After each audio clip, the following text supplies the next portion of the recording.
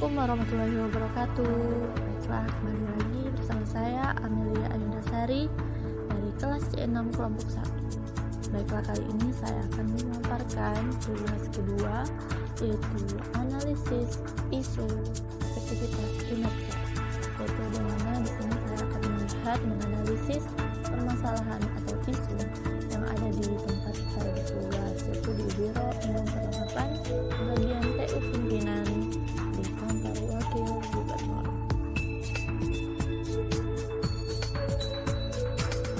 Dari pengamatan yang sudah saya lakukan dari tempat saya bekerja, itu ada dua isu aktual yang sudah terjadi, yaitu yang pertama, tidak adanya pembagian peran yang jelas dalam tugas tertentu. Siapapun dapat melakukan apapun, di mana tugas-tugas tersebut contohnya seperti logistik pimpinan, pendampingan pimpinan, dan administrasi pimpinan. Kemudian yang kedua adalah permasalahan pelayanan, di mana pelayanan administrasi pimpinan dalam hal surat masuk dan keluar itu kurang tertata dengan baik. Kemudian dari isu tersebutlah kita harus dapat menentukan mana berdasarkan analisis isu kriteria APKL. Apa itu APKL? APKL ini adalah terdiri dari 4 kata, yaitu A, P, K, dan L. A itu sendiri adalah aktual, yaitu membicarakan tentang isu yang sedang hangat dibicarakan, diperkirakan akan segera terjadi. Kemudian yang P adalah problematik, yaitu menarik dan mendesak. Kemudian yang K, khalayak, ini menyangkut hajat hidup orang banyak. Dan yang keempat adalah L, layak, pantas, realistis, sesuai kewenangan. Nah, dari metode tersebutlah saya menentukan dari dua isu sebelumnya itu mana yang memenuhi syarat keempat indikator tersebut. Jadi yang pertama itu tadi ada isu tentang tidak ada pembagian peran yang jelas dalam tugas tertentu.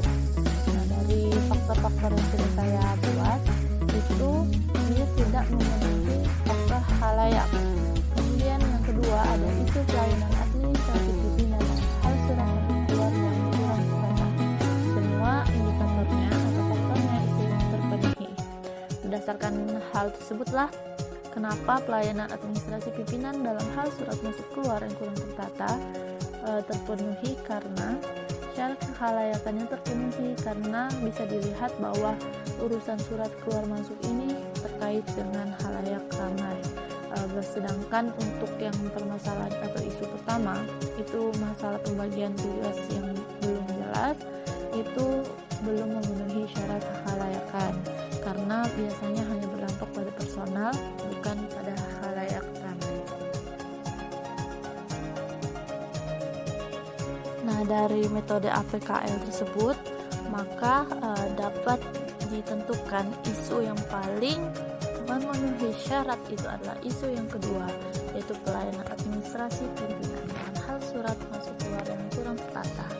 Nah, untuk mengetahui kita mendalami permasalahan atau isu tersebut, itu digunakanlah metode Fishbone, di mana indikator yang saya gunakan itu ada 4, yaitu berdasarkan di mana penyebabnya itu saya tentukan menjadi 4, yaitu berdasarkan metode, berdasarkan orang atau man, ketiga berdasarkan mesin atau tools, dan keempat adalah berdasarkan materialnya. Untuk metodenya dapat menyebabkan tadi dalam pelayanan administrasi itu adalah yang pertama, tidak adanya prosedur pendaftaran berkas surat masuk dari pihak yang memasukkan surat. Jadi di sini prosedurnya belum jelas, jadi sekedar mengantar dan mendaftarkan secara manual. Kemudian yang kedua adalah kontak dari pihak yang mengantar surat tidak terinventarisasi dengan rapi. Jadi setiap surat yang sudah masuk ataupun selesai menimbulkan beberapa permasalahan, yaitu tidak bisanya kita mengontak mereka karena kita tidak menyimpan kontak-kontak tersebut.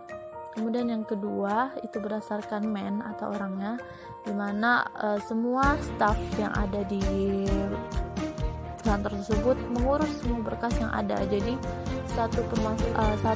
tidak fokus pada jenis surat yang masuk. Kemudian jumlah stafnya itu masih mungkin dibilang masih kurang karena masih membutuhkan tenaga. Kemudian yang ketiga adalah berdasarkan mesin atau tools, di mana jumlah komputer yang digunakan itu masih terbilang sedikit karena membutuhkan beberapa jumlah lagi. Kemudian yang kedua adalah mesin scan surat disposisi terbatas, bahkan hanya berjumlah satu, sedangkan disposisi dari pimpinan itu dalam jumlah yang cukup besar ya untuk beberapa OPD yang ada.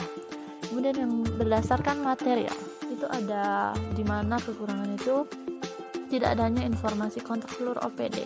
Jadi dalam hal disposisi ini kan surat yang dikeluarkan oleh Wagub atau mendisposisikan kepada beberapa OPD. Nah, di sini tidak ada kontak, jadi sering terjadi keterlambatan.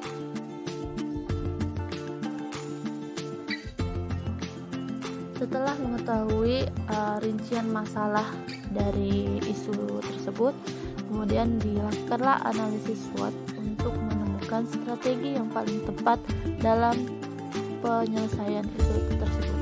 Itu berdasarkan strength, weakness, opportunities, dan threats. Untuk strength-nya sendiri itu bisa dilihat dari ruang kantornya, di mana sudah tersedia jaringan WiFi yang cukup memadai dengan jaringan yang cukup cepat.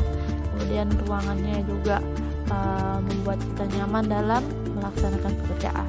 Kemudian untuk weakness-nya itu ya terletak pada prosedurnya, di mana belum ada SOP untuk surat masuk dan keluar. Dan yang kedua adalah penataan berkas masuk yang belum tertata dengan baik, jadi masih belum disusun secara per kategori ataupun per waktu. Kemudian opportunities-nya itu atau keuntungannya, di mana semua surat dari beberapa OPD itu hanya terpusat di satu tempat, jadi nggak butuh beberapa tempat untuk menaruh surat, misalnya disposisi di satu tempat, di tempat yang lain mereka terpusat semua di satu tempat. Kemudian threats-nya atau ancamannya itu, di mana surat-surat tadi yang karena terpusat itulah kadang bisa belum dikategorikan berdasarkan urgenitas atau mana yang paling diprioritaskan, karena hanya berdasarkan waktu pendaftaran surat. Jadi siapa yang cepat itu yang duluan dimasukkan. Dari beberapa cara yang sudah saya jelaskan sebelumnya, misalnya seperti dari penentuan isu, kemudian kita kerucutkan lagi menggunakan metode APKL, dan kemudian kita merincikan lagi isu tersebut dalam fishbone, dan kemudian kita mendapatkan strateginya melalui analisis SWOT. Kita simpulkan melalui tabel rekomendasi penyelesaian isu, di mana isu yang tadi pelayanan administrasi pimpinan dalam hal surat masuk keluar yang kurang tertata. Hal tersebut dapat kita simpulkan disebabkan oleh belum adanya SOP surat masuk dan keluar. Nah, dari analisis SWOT tadi didapatkanlah alternatif penyelesaian, yaitu karena tadi penyebabnya SOP, maka alternatifnya adalah membuat SOP. Kemudian tahapan-tahapan yang bisa kita lalui dalam pembuatan SOP mungkin yaitu mengumpulkan data kontak seluruh OPD. Hal ini untuk inventarisasi data. Kemudian yang kedua, membuat link Google Form. Nah, Google Form ini untuk pendaftaran agar lebih mudah dan cepat terhadap pendaftaran surat-surat yang masuk. Kemudian yang ketiga adalah mewajibkan pihak yang mendaftar surat melalui WA. Nah, WhatsApp ini kan sekarang lagi ngetren ya, lagi digunakan di mana-mana. Jadi untuk agar kita mengetahui kontak yang akan kita hubungi nanti, kita perlu mereka untuk menghubungi kita terlebih dahulu. Kemudian yang keempat adalah menyusun surat berdasarkan waktu dan urgensi. Jadi di sini benar-benar di desk atau desk depannya itu kita susun mana surat yang benar-benar urgent dan mana surat